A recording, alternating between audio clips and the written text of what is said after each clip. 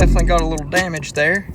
Today we're going to be comparing two of the most commonly modified vehicles head to head, and we're going to decide which one is the better option if you truly plan to modify it and to what degree. Most of you already know we have the 23 Bronco Raptor right here, slightly modified, and then the 21 Rubicon 392. Now to make sense of all this, let's go over some of the modifications I've done to my vehicles. On the Rubicon 392, we have the Rough Country 3.5-inch lift kit. You guys saw us install it, it's been great. We've also got the metal cloak flat fenders here, the tube style fenders, which really changed the look. We've also got the factory bumper still, but we have the Rock-Trex bull bar on it, open road 13,500 pound winch, some off-road pod lights. Of course, whenever you change the fenders, you've got to change the inner fender well liners, so we got metal cloak inner fender well liners as well. The biggest thing is the 40 by 1550 Yokohama Geolander XMTs, as well as the 20 by 12 -44 offset XD 860 Onslaught wheels. Great setup, it looks killer. We've also got some cowl mounted lights. Those are from Max Speeding Rods, and some really nice mounts that work for the Mojave, as well as the 392 where they have the different cowls.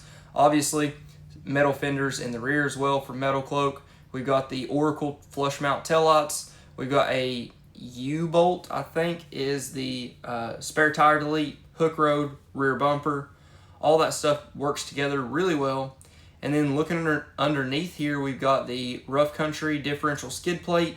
We've also got the Taser OEM locker bypass, so it basically just makes your lockers actually work and engage automatically as they should.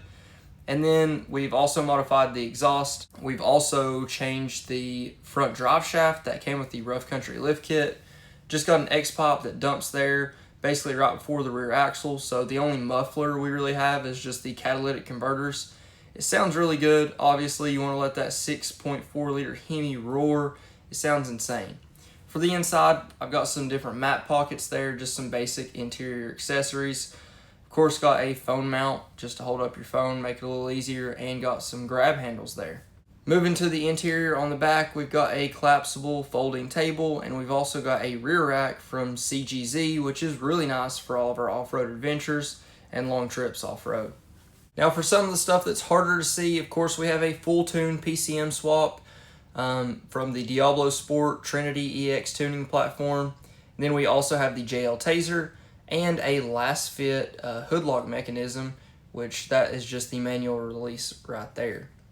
But that pretty much covers most of the modifications, at least the ones you care about on the Rubicon 392. I really believe it's set up well, but let's see the Bronco.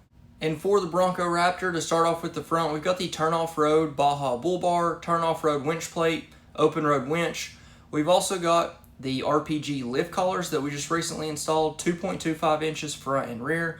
And then we got the 38 by 1550 Mickey Thompson Baja Boss tires we took off the Jeep, and the same wheels. These are the XD 860 wheels on the Bronco Raptor as well, 20 by 12 -44 offset.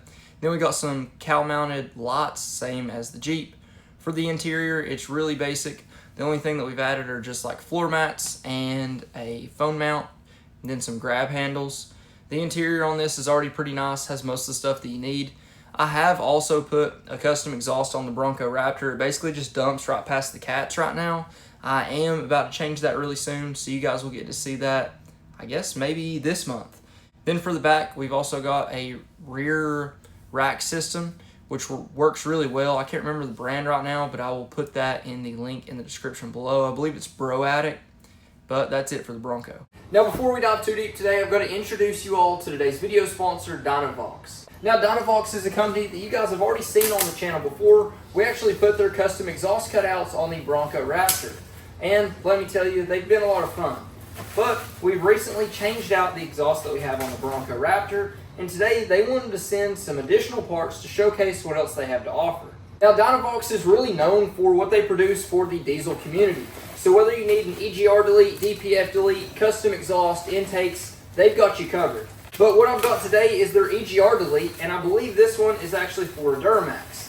Now with the EGR delete and high flow kit like you see right here, it actually allows you to get 15% more horsepower and torque. It reduces the back pressure of the exhaust. And of course, it improves airflow for better acceleration.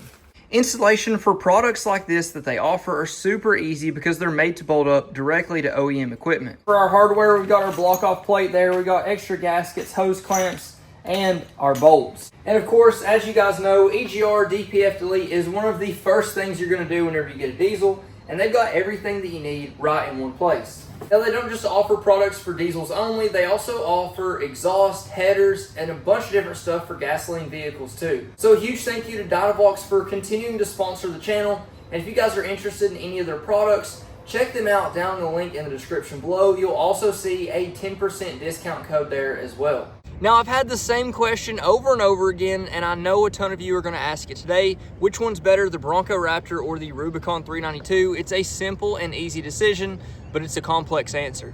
So if you're going to be driving this vehicle as your only vehicle, and it's going to be your daily driver, you're going to use it for everything, the Bronco Raptor in its stock form is the best choice. If you're wanting a vehicle just to have fun with, to go out, hit the trails occasionally, maybe drive it on special days, special occasions, or just a couple times a week, I think the Rubicon 392, even in its stock configuration, is the best option. But now that we've covered everything that's been done to both of these machines, it's time to talk about which one is easier and better to modify, which one accepts those modifications better. So to get a basis of understanding, the Bronco Raptor comes standard with 37-inch tall tires. They are just 1250s, and really they measure out about 36s, but they are 37 1250 BFG KO2s. With that being said, that gives you a really big advantage as to what the Wrangler comes with. Even with the XR package, which all the 392s basically come standard with now, you're going to get the 35 1250s, and they're kind of 35 1250s. So with that being said, the 37s, you come out with an advantage on that. With the Jeeps, more times than not, as soon as you buy them, you're going to be putting bigger tires on pretty much immediately, so the modifications typically start. If you're going to pay the money to go ahead and go up to 37s, more times than not, guys are paying for leveling kits, lift kits, something to that effect. The lift kit that I have on the Rubicon 392 is perfect if you're just trying to run 37s with stock fenders, or if you want to step all the way up to 40s with fenders like I have on this one. So I have the Rough Country 3.5-inch lift kit. That lift kit is really only about $1,000. So that comes with the front drive shaft, that comes with the control arm drop brackets. It comes with everything you need, and it's a really affordable price. Now for even less, you can get a 3-inch lift kit for the Bronco Raptor from RPG. So the Bronco Raptors come with the coilover suspension. With that being said, it is a really nice, really expensive suspension from the factory, so you really don't want to mess with it any more than you have to. To achieve the lift that we got on this, it's 2.25 inches tall, front and rear. We use the RPG lift collars. Now for the RPG lift collars, they're somewhere around the range of $600. Both of these you can lift for under $1,000, and you can also get lift kits that are $10,000 for them. But I think more commonly than not, with the Bronco Raptor, you're going to use RPG lift collars, and with the Rubicon 392, most of the time where they already have the factory lift, most people aren't putting massive tires on it. They're usually just going with 37s or 38s like we ran stock, and you really don't need that much more clearance. So a lift kit like this from Rough Country is really all you need. Now, whenever you're dealing with independent suspension like we have on the Bronco Raptor here in the front, it does get a little bit more tricky for lift kits and all the other stuff like that. For the Jeep Wranglers, we all know how it pretty much works and how easy they are to modify. Solid axles front and rear, which is what you want in rock crawling environments, and the independent front suspension is what you want in like pre-runner style environments, in the sand dunes and stuff like that. But the independent suspension is also what you'd prefer to have on the road. But you do have some sacrifices with that. There are certain limitations that you run into in terms of lift kits and everything like that before you really have to start spending a ton of money to go through with the modifications. With the Jeep Wrangler, obviously there is so much aftermarket support that it's a really competitive market. The Bronco Stuff is getting there for all different trim levels. There's some really big companies that are stepping up, like Turn Off Road, that make amazing products at a really good price. But still yet, there's not as much competition in the Bronco world as there is in the Jeep Wrangler world. So inevitably, if you're just comparing part to part, you are going to find more inexpensive parts for the Jeep Wrangler at the same quality as the other parts for the Bronco Raptor, just because of the competition. Now, if you get to the point where you're looking at changing the front bumper on your Jeep Wrangler, there are literally 1,000 options. Same thing for the rear. Almost every company that makes bumpers makes one for the Jeep Wrangler. Now, whenever you step over to the Bronco, if you go to look for a front bumper for them, they're just not as common. There are still a ton of companies that make them, but it's not as competitive of a market as it is for the Jeep Wrangler. Not every company is in that space yet. Same thing whenever it comes to tuning and just simple solutions like that.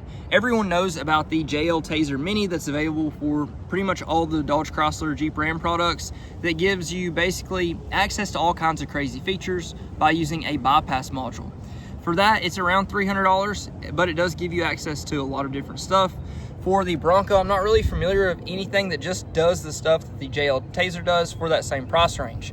I know you can go to a Pulsar XT, which is a tune and does a lot of the same capabilities a JL Taser does. Kind of. It does give you, different controls than what you'd have from the factory, but it doesn't give you all the same things that they do. With the Bronco, there are a lot of options for power increases, so that's something to keep in mind. With all the Broncos, they're going to be turbocharged, whether it's a 4-cylinder, the 2.7 liter, or the 3.0 liter twin turbo. And for the Jeep Wrangler, you do have the 2.0 liter turbo, which isn't as commonly modified. Just because the people that are buying the 2.0 liter turbos, it's not as commonly modified as a 3.6 or even a 392. But with that being said, there are tuning options available for both of them, but you can get some pretty significant power gains out of these turbocharged Broncos. It's kind of crazy to see. There are companies like JBT, tons of different guys. You can just unlock your PCM and get a custom written file. You can really unlock a lot of power potential out of the Broncos. Even if it's the little 4-cylinder, you can make more power than the 3.6 liter V6 out of the Jeep Wrangler. So if you're looking for power and smooth ride, the Bronco Raptor, in all honesty, is probably going to be your option. But if you want raw power, the 392 is still your only V8 option in this category for now. Now, whenever you step up to tuning and stuff for the 392, there are options, but they are still naturally aspirated. So whereas this one, with the full tune, everything we have done to it right now, it should just be right around 520-ish horsepower. That's with the race tune. I typically just run it in the performance tune, and that's not running an E-Mix at all. Whereas with the Bronco Raptor, if you really want to get crazy, there are guys with the same engine, the 3.0 liter twin turbo, in the Explorer STs that are pushing 600 horsepower. So there are a lot of tuning capabilities on that 3.0 twin turbo, but I've also had a considerable amount of issues with that 3.0 twin turbo, as have many other people. With the 392, myself personally, I haven't had any issues, but there's just less to go wrong on the 392. Now, in terms of basic customization, it's really simple. You should already know this. The Jeep Wrangler has just been around for so much longer. There's so many more companies in the space of modifying Jeep Wranglers. Just your basic little customization stuff that a lot of people like. You have way more options for the Jeep Wrangler, and it's a way better price. But a lot of those same companies have stepped into the Bronco space, so a lot of that little small accessory stuff is available. Whenever I'm talking about that, I'm talking about like headlights, side steps, interior accessories, things like the cargo racks that I have in both of them. So there are companies that make everything for both, but pretty much everything that you want to compare, there are more options available for the Jeep Wranglers in general. Now, both of these vehicles accept modifications really well, but I truly think that the Jeep Wrangler accepts those modifications easier and for a more affordable price. If you want to put 40 1550s on it, just like I have with 20x12 wheels, it's pretty straightforward, it's pretty simple, and the Jeep handles it pretty well. Same thing for your 3.6. I ran 40x1550s on 20x12s on my Jeep Rubicon with just the 3.6 in the past. Even left it with stock gearing for a while, and it did perfectly fine. The 410s were great. The Bronco Raptor does have the 456 gears from the factory, which is really nice, but you kind of need it for the low-end torque. The low-end torque on the 3.0 twin turbo, until you get into boost, is just not enough for bigger tires, really even the 37s, without that 456 gearing. Whereas the 392 comes standard with the 373 gears. Actually, I think for 24 and 25, now it's standard with 456. Correct me if I'm wrong, but the Rubicon 392 really does handle those tires a lot better, and whenever you throw them on, the solid axle is going to handle a bigger tire. It's just how it works. The Jeep Wranglers with the solid axles are really just built to handle the bigger tires, the bigger wheels, and stuff that we all want to throw on way easier with less money and with less modifications than the Broncos, because they've sacrificed having the solid axle for having a better riding vehicle, and that's really as simple as that. And it really is better at faster speed trails, like if you're out in the sand dunes and stuff like that, jumps. It's just better at that kind of stuff. So with that sacrifice, I think it's great that they did it. I'm glad that we have two vehicles in the same category that are so different at the same time. Really and truly, if you want to run 40s on a Jeep Wrangler, even a 3.6 Rubicon, buy a 3.5-inch lift kit, some flat fenders, and a stubby bumper, and you're good to go. Run 40 1550s with 20x12s with no issues. I've done it before in the past, it's super simple. Whereas the list for parts that are needed to clear the 40 by 1550s and 20 by 12s on a Bronco, even in the wild track trim level, your list of parts is going to be so much longer and considerably more expensive. So to make it really simple and really easy, if you're just looking to make some power modifications, you'll have a lot more fun with the Broncos in general. Those turbocharged motors really react well to a basic tune, intake, and a different exhaust. So I think you'll be really impressed with the amount of power that you can get out of them. But if you're looking to just throw the biggest wheels and tires on the most inexpensive way possible, Jeep Wranglers are your absolute best option. Now, whenever I say all this, keep in mind, these are two different vehicles. They are really built for two different styles of off-roading, two different styles of driving on road too, so keep all that in mind. But the moral of the story here is don't buy a base Bronco and expect to be able to run 40 by 1550s relatively cheap. It's going to take a considerable amount of supporting modifications, not just a basic lift kit like you could on a Jeep Wrangler. But at the same time, you couldn't buy a 3.6 Jeep Wrangler and expect to make 400 horsepower like you could out of a 4-cylinder Bronco. All that comes together with this. But I hope this video helps somebody out there. If you guys haven't already, please like, comment, subscribe. Let me know what you think. Let me know what you want to see next. But until then, Godspeed.